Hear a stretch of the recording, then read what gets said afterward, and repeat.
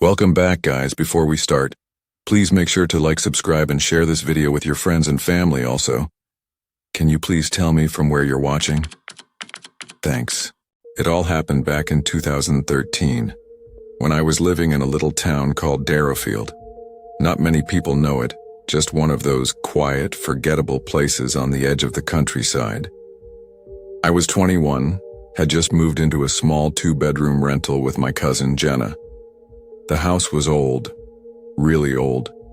One of those long rows of terraced houses where every home looked like a tired clone of the next. Our place sat right in the middle of the street. Brick walls, faded paint, a creaky gate. It wasn't much, but it was cheap and close to both our jobs. The houses had all been built in the 50s, and you could tell. Narrow hallways, low ceilings, strange drafts, and the kind of plumbing that groaned like it was alive. We learned early on from a neighbor that all the attics in the row had once been connected. Just one long, empty crawl space running above all the houses like a hidden hallway. Years ago, folks could go from one end of the street to the other without stepping outside. Weird, right? But after a string of burglaries and some fire safety warnings, they'd sealed them off by building thick brick walls between each one. Anyway, at first everything felt normal enough. A little musty, some flickering lights, nothing out of the ordinary. But after a few weeks, something strange started happening. Every time I took a shower or sat in the bath, especially late at night, I kept hearing noises above me. Not loud, not clear. Just a soft scraping like something being dragged across the attic floor. Sometimes it sounded like shuffling, sometimes like faint knocking. I tried brushing it off. Old houses make weird noises, right? Maybe rats.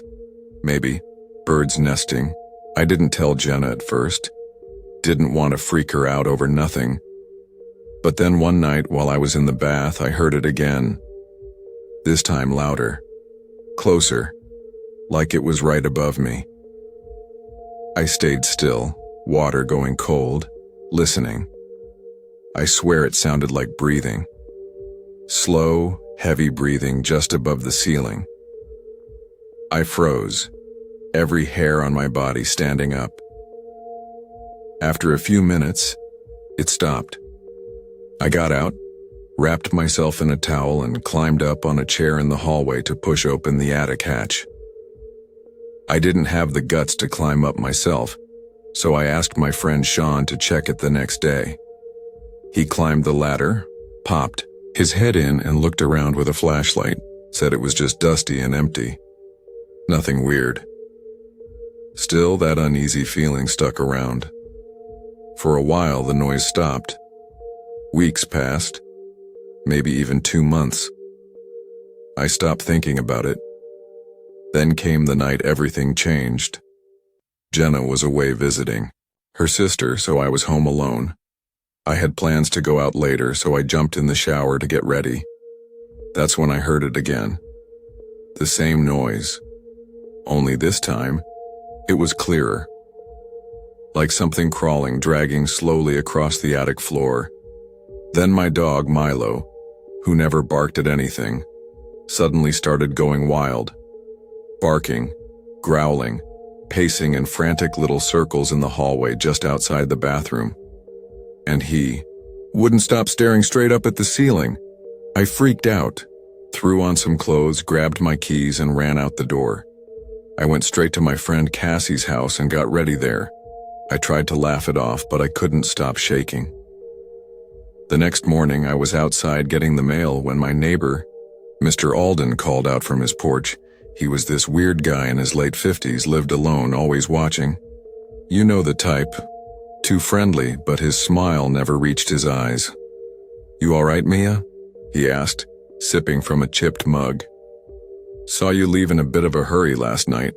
I forced a smile. "Yeah, just needed to go to a friend's." He nodded.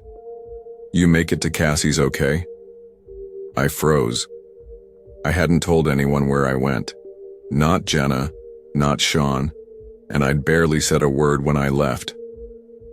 The only time I mentioned Cassie was during a whispered phone call, right before I ran out of the house. I smiled again, tighter this time, and went back inside without saying anything else. The more I thought about it, the more it bothered me. How could he have known? He wasn't close enough to hear my call, and I had been whispering.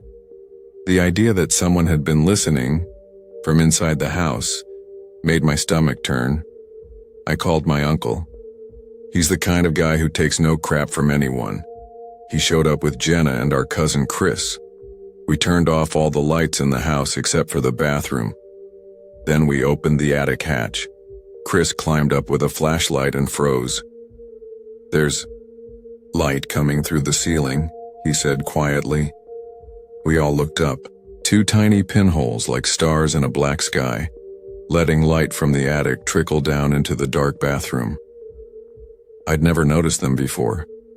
They were perfectly aligned over the bathtub. Jenna shuddered. "Someone was watching you." Chris came back down, pale as paper. "The wall between our attic and Alden's, it's been broken. There's a hole big enough for someone to crawl through, and most of the bricks are on our side.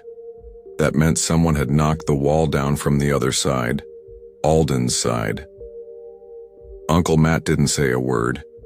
He stormed straight across the street and started pounding on Alden's door, shouting for him to come out. But Alden wasn't home. We called the cops. They came, looked around, asked questions. Alden told them he had no idea what they were talking about. Said the hole must have been there when he moved in. Blamed it on the last tenant, but we all knew. The police said there wasn't enough evidence to charge him with anything. No fingerprints, no cameras, no witnesses, just our word and a creepy hole in the attic. After that, we couldn't sleep. Jenna moved out a week later. I followed soon after. We never stayed in that house again. But sometimes, when I pass through Darrowfield, I can't help but glance down that street. The house is still there. So is Alden's. Curtains always drawn. Lights on late at night. I still wonder how long he'd been up there. How many nights he watched. What he was planning. And if he ever left.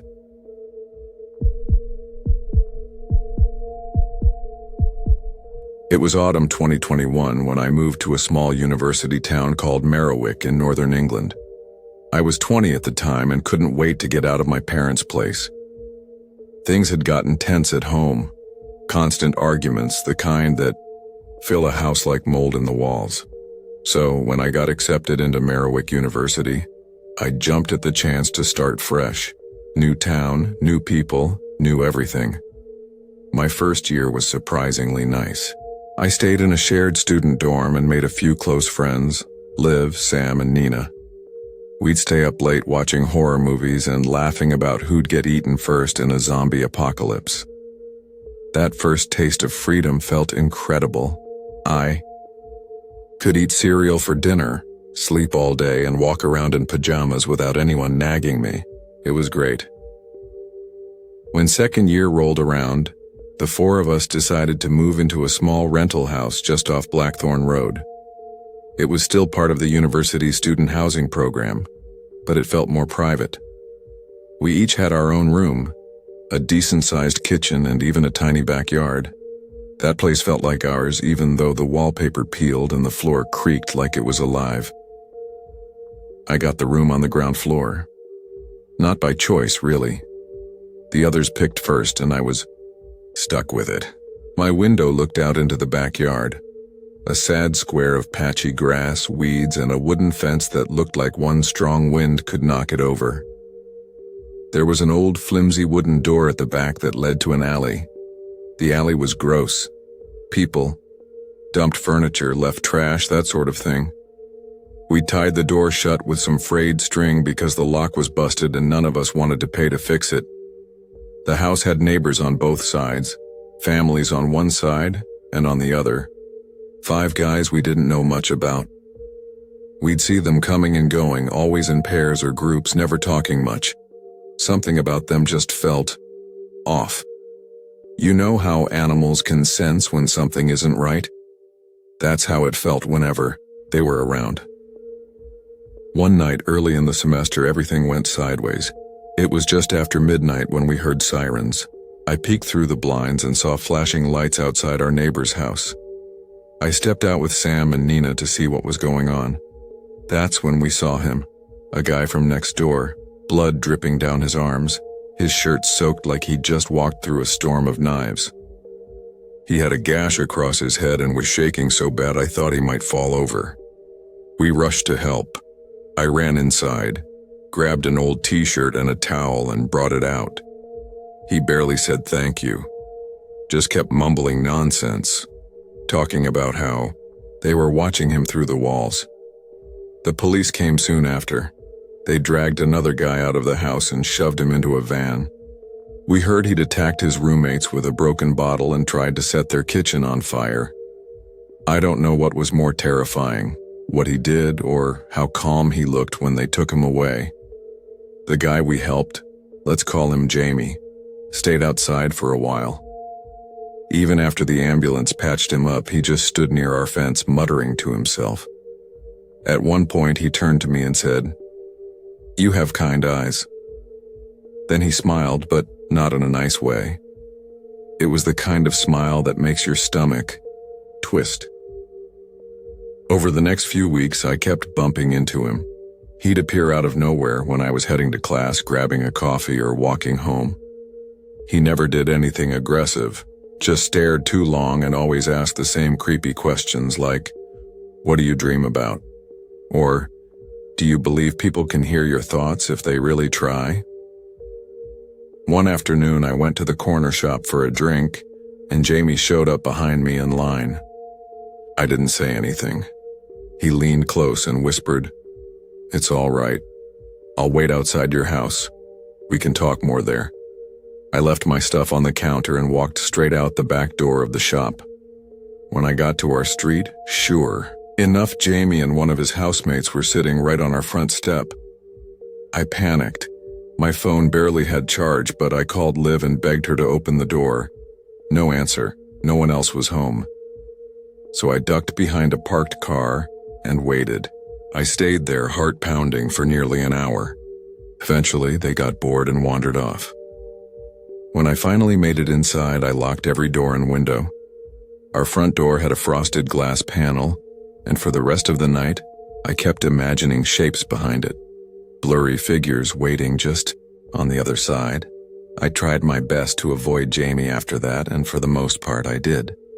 Until one day I went out back for a smoke and noticed the backyard door was swinging open. The string we used to tie it shut was cut clean, like someone used a knife. I closed it, tied it again, and told myself it was probably just one of my flatmates who forgot to retie it. But something about it felt off. The cut was too neat. Around this time, we started hearing strange things at night. Not the usual neighbor arguments or late-night parties. This was different. There were footsteps in the alley, slow and deliberate. Once I thought I heard someone whispering my name, dragging it out like, "Emma." But when I opened the window to check, no one was there. Then came the worst night. It was around 3 a.m. My boyfriend Ben was staying over. He's the kind of guy who could sleep through a parade, but that night he jolted awake. He said he heard something, a thump, then a scraping sound like nails dragging across wood. I was half asleep and groggy, but then we both heard it. A loud slam from the backyard. We froze. Then came the footsteps.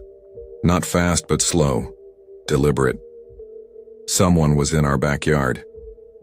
We could hear them moving toward my window. My window, which was cracked open because it always got stuffy in that room. We stayed still, barely breathing. Then came the sound of fingers tapping on the glass. Tap, tap, tap.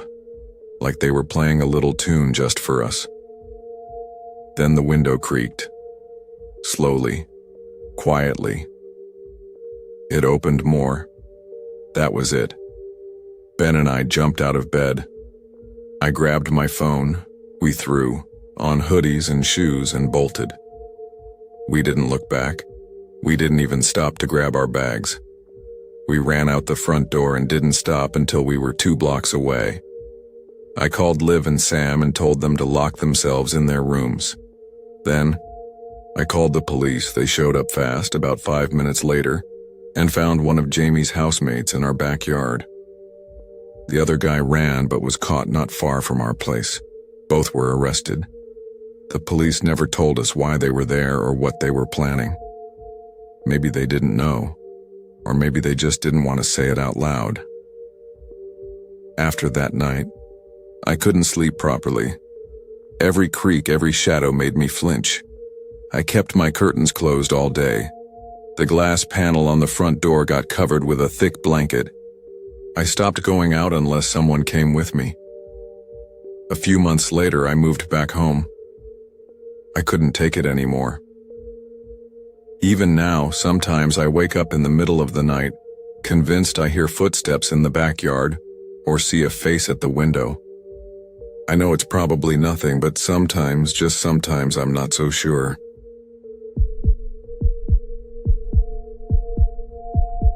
"Feels quiet," she said. "Yeah." He smiled. "Thought maybe you needed a piece of peace too." They sat in silence for a while, backs against the stone wall. "I had a little brother," Layla said after a long pause. "Before all this." Caleb didn't interrupt. "He was 8 when I left. I was 15. Mama died and I knew they'd split us up in foster, so I ran. Figured if I made it, I could come back for him." Her eyes watered, but she blinked it back. "I never made it. And I don't know where he is now. If he's even alive, I think about him more than I think about myself. Every night I wonder if he hates me, if he remembers me." Caleb touched her hand gently. "He probably remembers you better than you think," he said.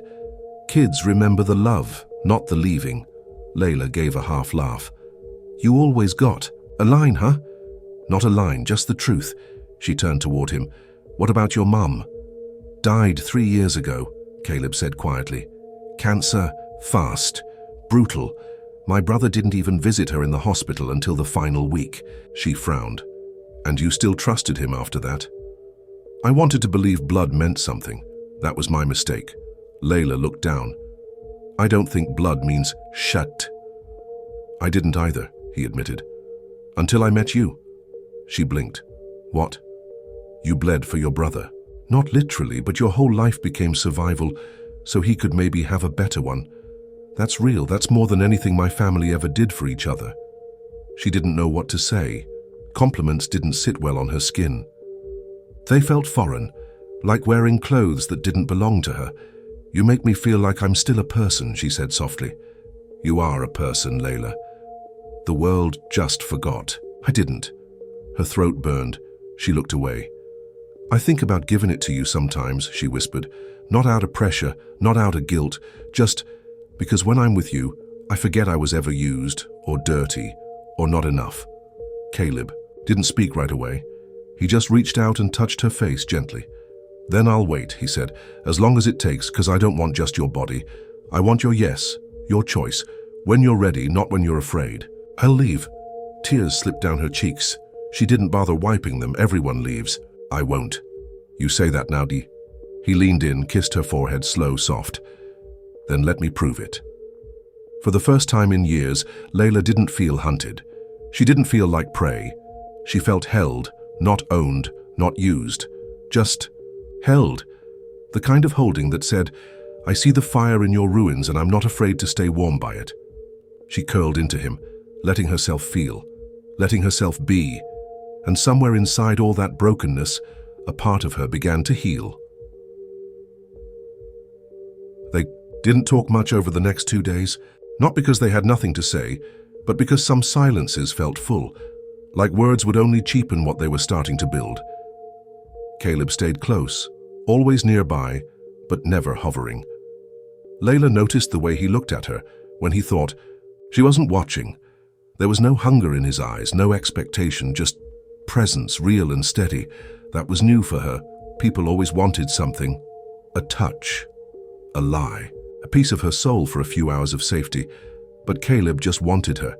He sold the last expensive thing he had on the 6th day, a watch that probably cost more than most people made in a month. She saw him slip it off and hand it to a pawn shop guy without blinking. He used the cash to buy a few nights at a motel down on Franklin.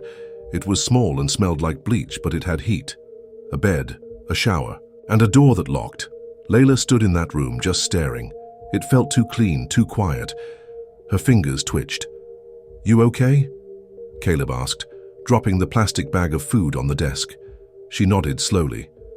"Yeah, I haven't been in a place like this in years. It don't feel real." Caleb pulled off his coat and sat on the edge of the bed. "You're safe here. That's real."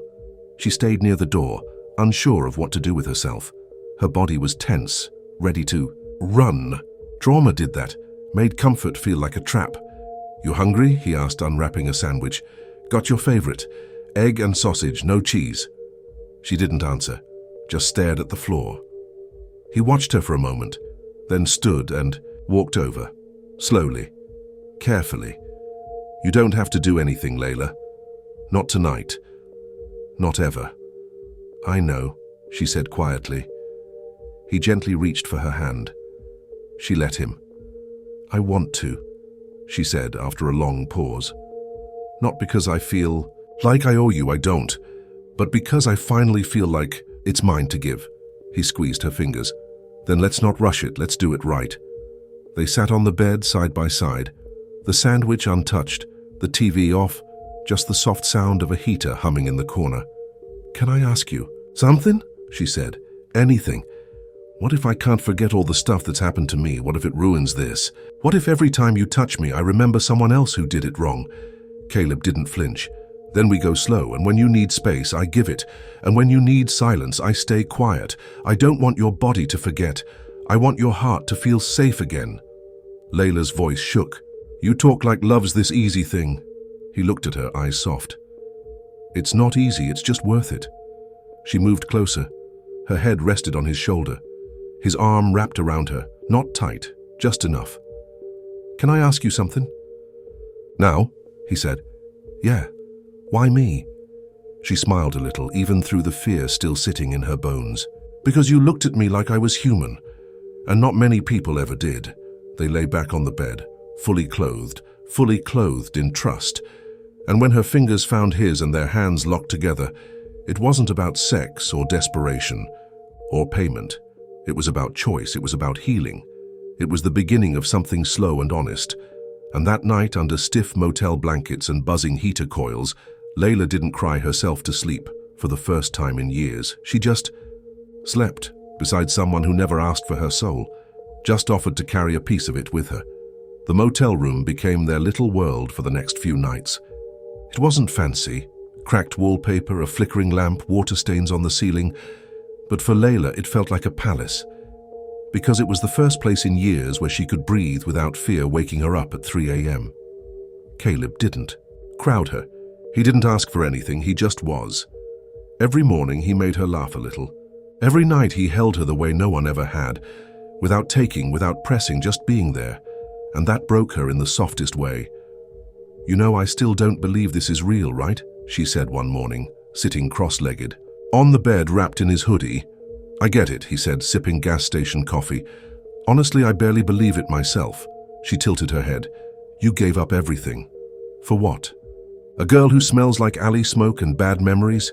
He looked at her like she was sunshine itself. "For peace, for truth, for you." Her heart thudded in her chest, too loud.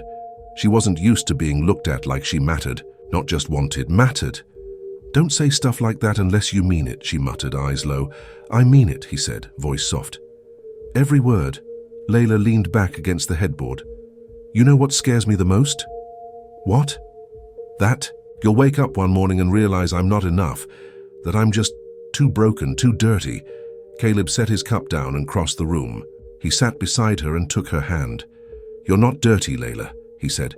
"You're scarred, and so am I. We don't heal by pretending we're clean. We heal by saying, 'Yeah, I've bled, but I'm still here.'" Her lip trembled.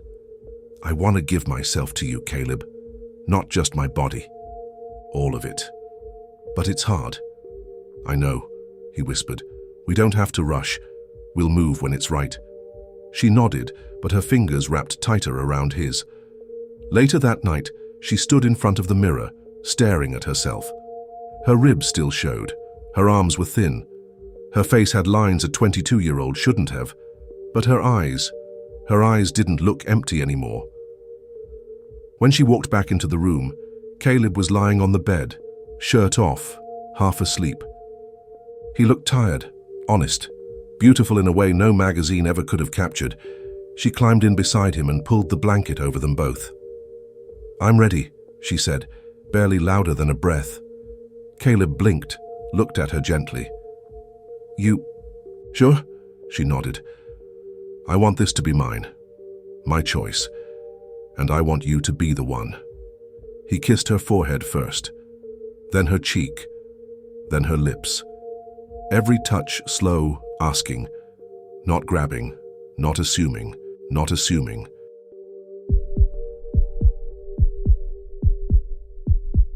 And when their bodies finally came together, it wasn't about release, it wasn't about power or guilt or shame. It was redemption. It was Layla taking back everything that had been stolen. When it was over, she laid her head on his chest and just listened to his heartbeat. "Still think I'm too broken," she whispered. Caleb kissed the top of her head. "You're the strongest soul I've ever met," she smiled through tears. "I think I believe you now." Outside, the city didn't change. The streets were still hard, and the world still cruel. But inside that little room, two broken people had found something real, and for the first time, Layla didn't feel like she was surviving. She felt like she was living. The 7th night in, the motel felt warmer, even though the heater barely worked. Maybe it was the way Layla slept now, deeper with less tossing. Maybe it was the way Caleb always turned toward her in his sleep, like his body knew what his heart already did. Morning came with sunlight leaking through dusty blinds. Layla woke first, eyes blinking against the light, and for a long time she just lay there, watching him. Watching the man who walked away from millions for her, for a girl who'd never been chosen. She brushed his hair off his forehead and whispered, "Why'd it take so long for someone like you to find someone like me?" Caleb stirred. "Maybe God had to break me first," Layla snorted. "He damn sure broke me." "You didn't break," he murmured. "You bent, but you're still here." That afternoon, they walked to the soup kitchen nearby. It was the first time Layla showed her face in public with something close to pride. She didn't care if people stared. Caleb held her hand like she was worth diamonds, and something inside her stood up straighter. "I never thought I'd be someone's girlfriend," she said, half laughing as they waited in line. "You're not," Caleb replied. "You're my person. There's a difference." Layla rolled her eyes. "You're such a cornball, and you love it," she smirked. "Yeah, maybe I do." The man behind the counter handed them soup and bread with a nod. Caleb said thank you like he was still used to maids and private chefs. Layla nudged him. "You're the only billionaire I know who says thank you for stale bread." He smiled. "It's the best bread I've had in years." After lunch, they sat by the train tracks, backs against a concrete wall, sharing a stolen soda. "You think about going back?" she asked, not looking at him. "Every now and then," Caleb admitted, "but only when I forget how it felt to be nothing more than a bank account. This, sitting with you, it feels real, even if we're broke, even if we've got nothing." "You've got me," Layla said softly. Caleb turned. "And that's everything." That night, they returned to the motel for one last paid night. Caleb had a little money left, but not much. Enough for maybe 2 more days before they'd have to figure something out. Work. A real plan. Something. They lay in bed, side by side, staring at the ceiling like it held answers. "Tell me something true," she said suddenly. He thought for a moment. "I'm scared I won't be enough for you once the world starts creeping back in." She turned her head. "You already are. Tell me something true." Layla sighed. "I still don't know how to live without fear. Even now. Even with you." Caleb reached out, his fingers brushing hers. "Then let's be scared together." She smiled. "That line again, huh?" It worked, didn't it? They laughed, soft and tired. And it was the kind of laugh that wrapped itself around the wounds and made them less painful. Later, as they lay in the dark, She whispered, "You saved me." "No," he said. "You saved me." She didn't argue. She just rested her head on his chest, listening to the steady rhythm of a man who had everything and gave it all up to feel human. And in that final hour of quiet, Layla understood something she hadn't before. Love wasn't about what you owned. It wasn't about saving or being saved. It was about staying when the world turned its back, when the cold came, when there was nothing left but each other, and Caleb stayed. Not because he was trying to be a hero, but because he finally found someone who made being alive worth it. So she held him close. And in that room, in that fragile, borrowed peace, Layla knew she wasn't homeless anymore, because she had him, and he had her, and together they had everything.